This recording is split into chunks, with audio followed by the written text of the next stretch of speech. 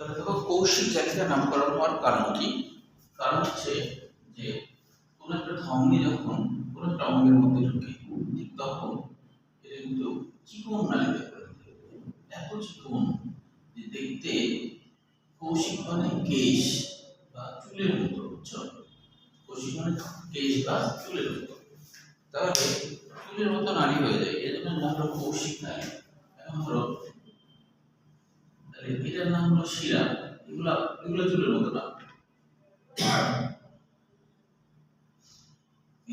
এটা খুবই চিকন, এত চিকন যে এদেরকে মনে হয় চুলের মতো, সেজন্য এই যুগের নাম হয়েছে কৌশিক নায়িকা। কৌশিক এটার নাম হচ্ছে কৌশিক নায়িকা। কৌশিক মানে চুলের মতো, কৌশিক বা চুলের মতো,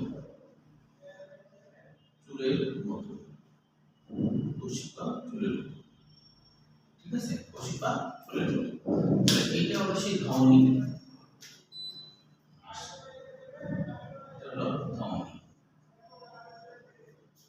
সাধারণত মনে রাখবা ধমনীতে অক্সিজেনযুক্ত রক্ত সাধারণভাবে শিরাতে ব্যতিক্রম আছে, যদিও শিরাতে কার্বনযুক্ত রক্ত পাসিং করে। তাহলে এই হলো ধমনী, শিরা আর কৌশিক নালিকা। এই কৌশিক নালিকা আরেকটা নাম হলো ক্যাপিলারি। এই আরেকটা নাম হলো ক্যাপিলারি।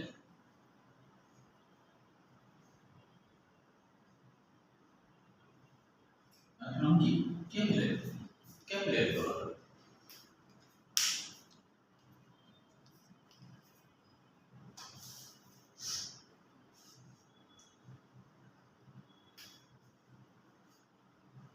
এখন দেখো ধমনী কাকে বলে এটা বলবা, যে যেসব রক্তনালীর মাধ্যমে সাধারণত অক্সিজেনযুক্ত রক্ত হৃৎপিণ্ডের দিকে সারা দিয়ে বহির্গত হয় তাকে ধমনী বলে। ধমনী হলো অক্সিজেনযুক্ত রক্ত সাধারণত বহন করে। এখন হচ্ছে ধমনীর প্রায় 3 স্তর বিশিষ্ট। তো 3 স্তর বিশিষ্ট বলতে ধমনী মনে রাখবা সবসময়, যদি এটা ধমনী হয়, ধমনী সবসময় খুব মোটা হয় প্রাচীর। ধমনীর প্রাচীর খুব মোটা, প্রচুর পরিমাণে মোটা হয় ধমনীর প্রাচীর। এরকম ধমনী প্রাচীর খুব মোটা হয়, এটা হলো ধমনী চিত্র বলে। হ্যাঁ, যদি আমরা শিরার চিত্র দেখি তাহলে এটা আবার ভিন্ন হবে। ধরো এটা শিরার কাছে মানে কোনো মোটা নাই, মানে এটা অত মোটা না, মোটা আছে সামান্য মোটা, মানে অত মোটা না, একটু মোটা, মানে খুবই কম মোটা। এটা কত মোটা না, তাই না? আর এর লুমেন মানে গহ্বর, আর একটু করি কারণ অনেক চিকন হয়ে যাবে। কত চিকন না, এরকম চিকন, আর এর ভিতরের ফাঁকা জায়গাটা অনেক বড়। তাহলে তোমরা একটা ধমনী শিরার মধ্যে মেইন পার্থক্য হলো ধমনীর প্রাচীর মোটা হয় এবং ভিতরের লুমেন বা ফাঁকা জায়গা চিকন হয়, আর শিরার প্রাচীর পাতলা হয় এবং এর ভিতরের লুমেনটা অনেক বড়। এটা হলো মেইন ধমনী শিরার মেইন পার্থক্য। হ্যাঁ, এখন বলছে ধমনী বা শিরা যাই হোক না কেন, এদের বাইরের দিকে 3টা স্তর থাকে। টিউনিকা এক্সটার্না, টিউনিকা মানে আবরণ, এক্সটার্না মানে কি একবারে বাইরের দিকে, টিউনিকা মিডিয়া মানে মিডল পয়েন্ট, ইন্টারনা মানে ভিতরের পয়েন্ট। একইভাবে এদেরও আছে, কিন্তু এদের দুটি স্তরই খুবই পাতলা, এই জন্য এটা পাতলা বলা যায়। বুঝতে পারছো? এটা মনে রাখবা যে 3 ভাগে ভাগ করা হয়, এটাই। তারপর দেখো নারী স্পন্দন কাকে বলে, এখানে দেখো একটা 3 নম্বর লাইনে আছে, নারী স্পন্দন কাকে বলে, পাইছো? হ্যাঁ, এটা জ্ঞানমূলক কোশ্চেন। এইভাবে লিখবা, ধমনীর স্ফীতি এবং সংকোচনকে নারী স্পন্দন বলে। ধমনীর স্ফীতি ও হচ্ছে সংকোচনকে নারী স্পন্দন বলে, এটা জ্ঞানমূলক কোশ্চেন। এরপর যদি আসে শিরা কাকে বলে, তাহলে লিখবা যেসব নালী দিয়ে রক্ত দেহের বিভিন্ন অংশ থেকে হৃৎপিণ্ডে ফিরে আসে তাদের শিরা বলে। তার মানে হৃৎপিণ্ডে একটা কথা মনে রাখবা, যে হৃৎপিণ্ডে ফিরে আসা নালীগুলোকে শিরা বলে। হৃৎপিণ্ডে হৃৎপিণ্ডে হৃৎপিণ্ডে ফিরে আসা নালীকে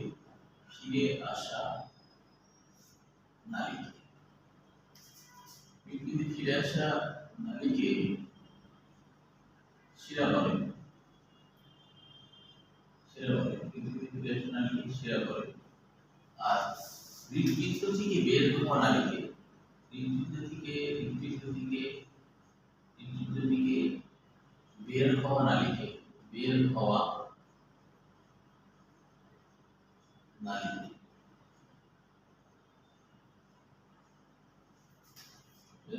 ধমনী বলে। এটা মনে রাখবা। অর্থাৎ যেটা হচ্ছে যে নালীটা হৃৎপিণ্ডের দিকে ফিরে আসে সেটা হলো শিরা। যে রক্তনালী হৃৎপিণ্ডের দিকে ফিরে আসে তাদের বলে শিরা। আর যে নালীটা হৃৎপিণ্ড থেকে বের হয় সেটা হলো ধমনী। সবসময় এটা মনে রাখবে। কৌশিক জায়গা তো আগেই জেনেছেন, তাই না? এটা নতুন করে বলছি না। তাহলে আমরা চলে আসি ধমনী শিরার পার্থক্য। এটা অবশ্যই সৃজনশীল হিসেবে করতে হবে। ধমনী শিরার পার্থক্য দেখো, ধমনী শিরার পার্থক্য এটা সৃজনশীল হিসেবেই আসে। ধমনী শিরার পার্থক্য যেমন কপাটিকা, এটা হলো শিরাতে থাকে, ধমনীতে থাকে না। কপাটিকা বারবার। এখন দেখো যে এবার আমরা ধমনী কথাটা আসলে কি, মানে ধমনীর বাংলা অর্থ কি বলতে পারো? ধমনী একটা বাংলা বেরিয়ে, এর আরেকটা বাংলা আছে, ওই বাংলাটা কি আলাদা? ধমনী কথাটা আসছে, এটা হলো সংস্কৃত ভাষা। সংস্কৃত ধম থেকে, ধমনী কথাটা সংস্কৃত ভাষা ধম। ধম মানে হলো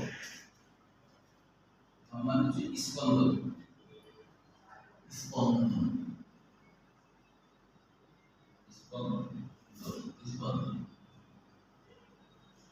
কেন? যে কারণ হলো আমাদের যে হাতে যে নাড়ি আছে না, এটা স্পন্দন হয়, তাই না? উপর-নিচ হয় তাপে।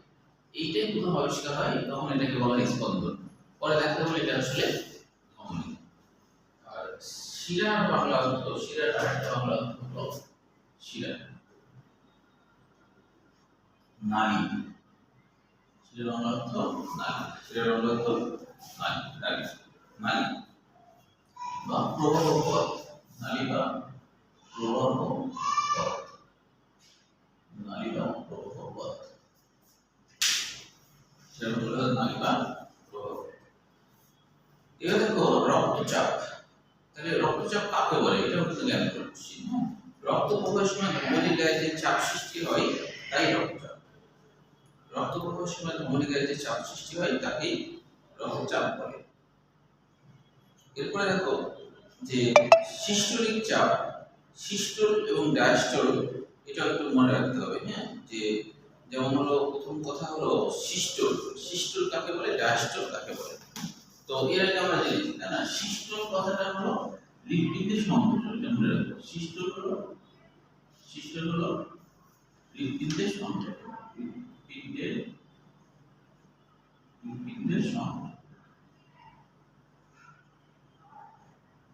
হৃৎপিণ্ডের সংকোচনকে সিস্টোল বলে। হৃৎপিণ্ডের সংকোচনকে সিস্টোল বলে।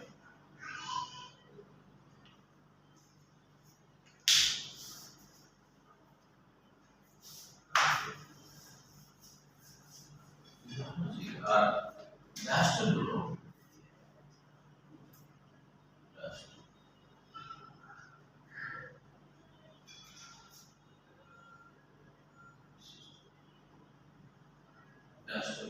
হৃৎপিণ্ডের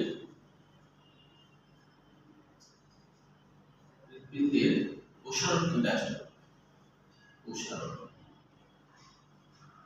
এই ডায়াস্টোল এর পরীক্ষা আসে, তাহলে এগুলো লিখে হয়ে গেল ডায়াস্টোল। হৃৎপিণ্ড প্রসারণ ডায়াস্টোল, এটা লিখবা। এখন চাপের ব্যাপারটা একটু দেখতে হবে। যেমন বলছে যে হৃৎপিণ্ডের সংকোচন বা সিস্টোল অবস্থায় ধমনীর গায়ে রক্ত রক্তচাপের মাত্রা সর্বাধিক থাকে একে সিস্টোলিক চাপ বলে। তাহলে রক্ত ধমনীর গায়ে যে চাপ দেয় এটাই হলো সিস্টোলিক চাপ। আর হৃৎপিণ্ডের প্রসারণ বা ডায়াস্টোলিক অবস্থায় রক্তচাপ সবচেয়ে কম থাকে একে ডায়াস্টোলিক চাপ বলে। তাহলে এটা আবার আলাদা সংজ্ঞা, এটা মনে রাখবে। এরপরে দেখো যে আদর্শ রক্তচাপ, এটা মনে রাখবা আদর্শ রক্তচাপ কোনটা, যে অর্থাৎ হলো যে নরমালি আদর্শ রক্তচাপ এটা যে কারণে প্রসারণ বা ডায়াস্টোলিক চাপ মনে রাখবো। উপরেরটা হলো ডায়াস্টোলিক চাপ, 120 হলো ডায়াস্টোলিক, আর এই 80 হলো সিস্টোলিক। এইগুলো হচ্ছে আদর্শিক, মানে এটা হলো কারো যদি থাকে তাহলে এটা ভালো। তবে এটা মনে রাখবো পাশাপাশি ডাক্তাররা সাধারণত সর্বোচ্চ মানে সর্বনিম্ন 100/70 এটা তো ঠিক মনে করে থাকে। আবার ওদিকে সর্বোচ্চ 130/90 পর্যন্ত এটা তো মোটামুটি ঠিক ধরে রাখে। এর কম বেশি হলে তখন এটা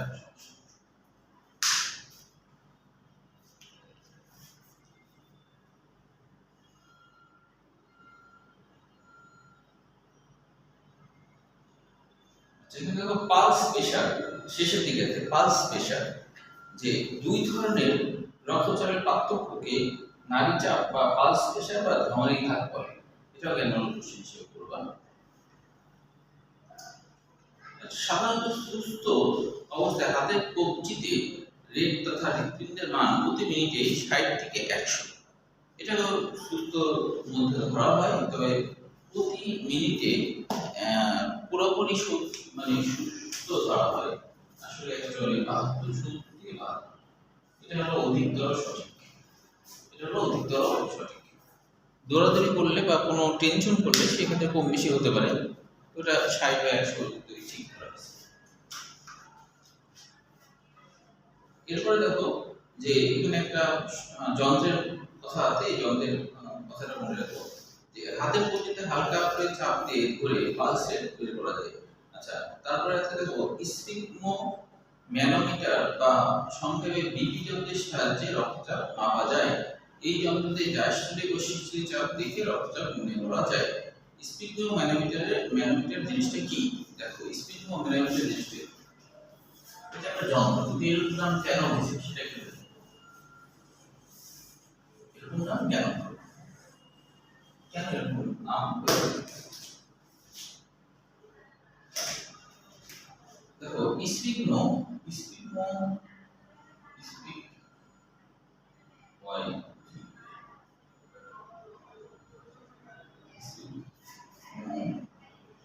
মানে হলো নাড়ি বা পালস,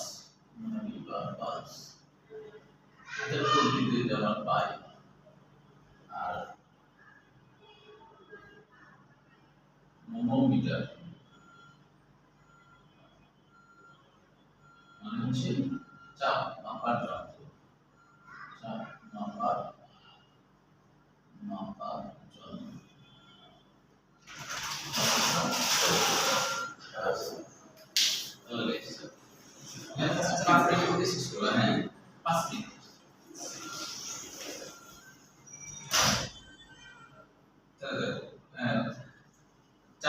যন্ত্র এভাবে নাম দিচ্ছে। এখন দেখো উচ্চ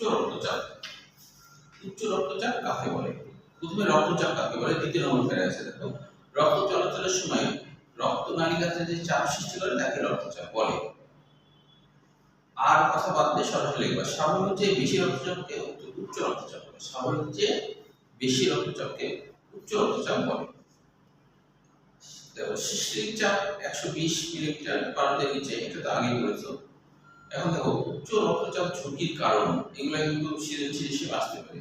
উচ্চ রক্তচাপের লক্ষণ এগুলো তুমি নিজে করতে পারবে, এটা বুঝতে পারবে। তারপরে দেখো উচ্চ রক্তচাপের প্রতিকার, এগুলো নিজেই পারবে। উচ্চ রক্তচাপের প্রতিকার এগুলো নিজেই পারবে।